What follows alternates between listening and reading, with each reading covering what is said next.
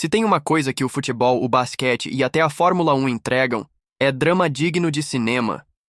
Viradas épicas, lances que desafiam a física, vilões que adoramos odiar e heróis improváveis que brilham no último segundo. Mas e se tudo isso fosse premiado? Hoje vamos dar estatuetas douradas para as maiores histórias do esporte. Melhor cena de drama, melhor trilha sonora, melhor figurino, você vai se surpreender com os indicados. Então, já pega sua pipoca e bora pro nosso tapete vermelho esportivo. Melhor cena de drama em campo. O palco estava montado. Final da Copa do Mundo. Um país inteiro segurava a respiração. A Itália havia chegado até ali, e muito disso era graças a um homem, Roberto Baggio. Ele carregou a Azzurra nas costas, marcou gols decisivos, virou herói.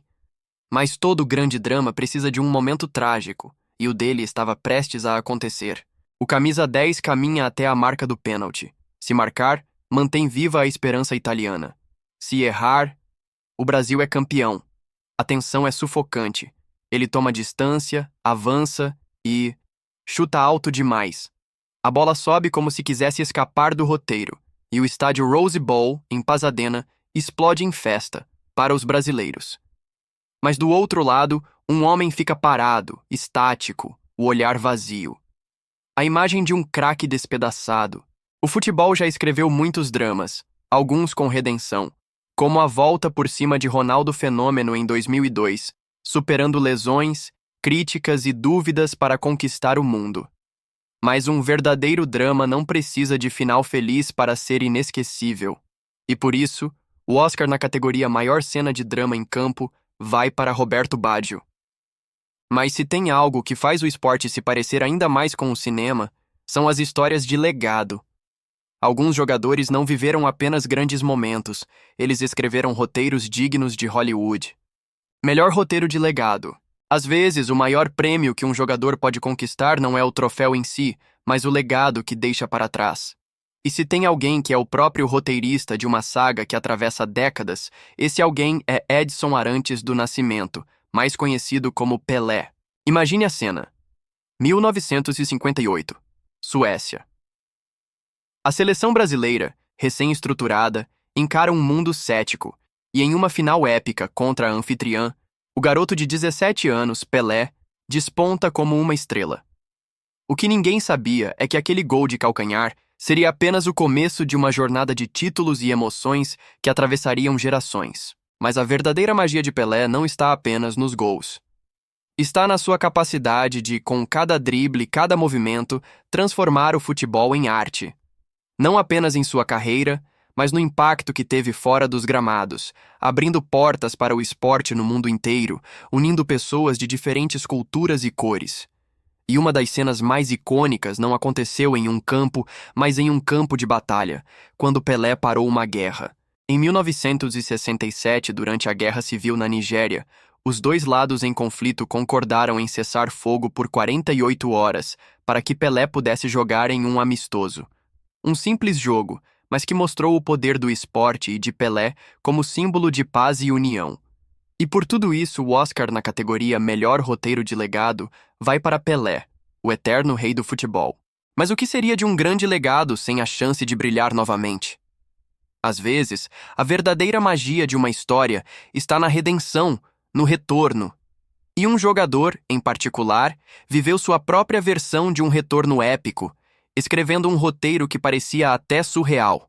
Melhor retorno triunfal. Todo grande filme tem um momento de queda, um ponto em que o protagonista parece derrotado.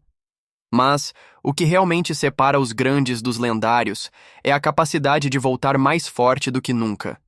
E se existe um jogador que escreveu um dos roteiros mais inacreditáveis de superação no futebol, esse jogador é Ronaldo Fenômeno. O ano é 1999. Ronaldo é o melhor jogador do mundo, o maior nome do futebol mundial. Mas então, o imprevisível acontece. Uma lesão no joelho que destrói tudo. Ele volta em 2000 e no primeiro jogo, o joelho explode novamente. Lágrimas, dor, incerteza. Fim da carreira? O mundo achava que sim. Mas Ronaldo tinha um roteiro diferente em mente. Ele passa 2 anos se recuperando, enquanto a maioria das pessoas já o via como um ex-jogador. Só que aí chega a Copa do Mundo de 2002. Mesmo desacreditado, ele é convocado. E a partir daí começa a maior reviravolta da história do futebol. Gol atrás de gol, ele lidera o Brasil até a final contra a Alemanha. E no jogo decisivo, ele marca os 2 gols do título.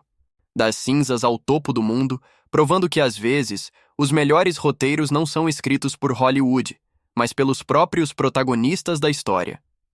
E por isso, o Oscar na categoria Melhor Retorno Triunfal vai para Ronaldo Fenômeno. E se no cinema o figurino pode definir um personagem, no futebol, o uniforme de um time pode se tornar um ícone imortal. Melhor figurino. No cinema, um figurino pode definir um personagem. No futebol, um uniforme pode definir uma era, um sentimento, uma identidade. E se existe um manto que transcendeu o esporte e se tornou um símbolo imortal, esse manto é a camisa amarela da seleção brasileira. Desde a sua adoção em 1954, ela se tornou muito mais do que um uniforme. Virou um símbolo de futebol-arte, um emblema do talento, da ousadia, da ginga que encantou o mundo. Pelé, Zico, Romário, Ronaldo, Neymar, todos vestiram essa camisa como se fosse uma segunda pele, levando o Brasil ao topo do mundo 5 vezes. Mas todo grande figurino tem sua cena inesquecível, e poucos momentos foram tão icônicos quanto a imagem de Pelé, socando o ar de alegria ao marcar na final de 1970, com a camisa amarela brilhando sob o sol mexicano. Ou então, Ronaldo Fenômeno, de cabeça raspada, erguendo a taça em 2002, imortalizando mais uma geração. A camisa amarela já viveu dramas, conquistas e renascimentos. E mesmo em tempos difíceis, ela sempre carrega o peso da história e da glória. Por isso, o Oscar na categoria Melhor Figurino vai para a icônica camisa amarela da seleção brasileira. Mas no futebol, assim como no cinema, não basta ter um figurino marcante. A trilha sonora também tem um papel fundamental. Melhor trilha sonora. No cinema, a trilha sonora pode transformar uma cena comum em algo inesquecível.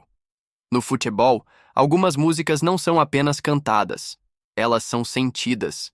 E se existe uma música que ecoa como um verdadeiro hino de guerra, arrepiando multidões e marcando momentos épicos, é You'll Never Walk Alone, entoada pelos torcedores do Liverpool. Imagine um estádio inteiro lotado prestes a presenciar um jogo decisivo. A torcida se levanta, os braços se erguem e, em uníssono, milhares de vozes começam a cantar. When you walk through a storm, hold your head up high.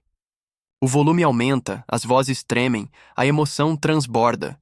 Os jogadores sentem o peso da camisa e a força da arquibancada. É mais do que uma música. É uma promessa. Uma promessa de que, independentemente do que aconteça em campo, ninguém caminha sozinho.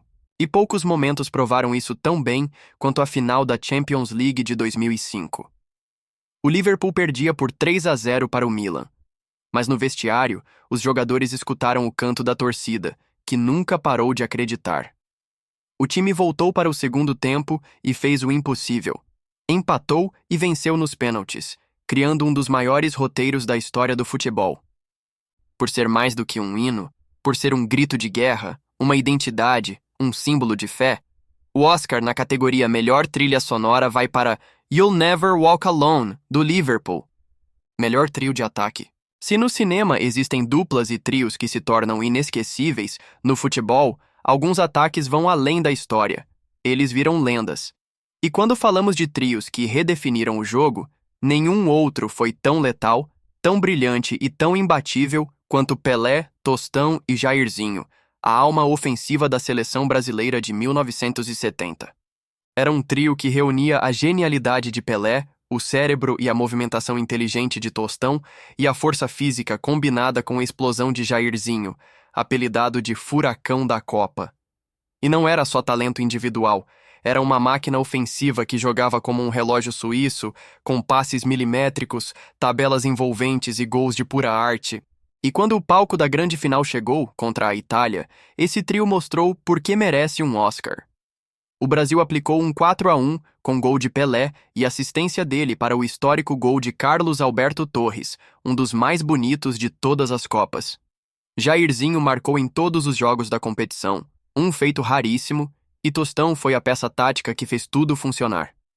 Um trio que não só venceu, mas encantou, jogando um futebol que até hoje é considerado a maior obra-prima da história das Copas. E por isso, o Oscar na categoria Melhor Trio de Ataque vai para Pelé, Tostão e Jairzinho.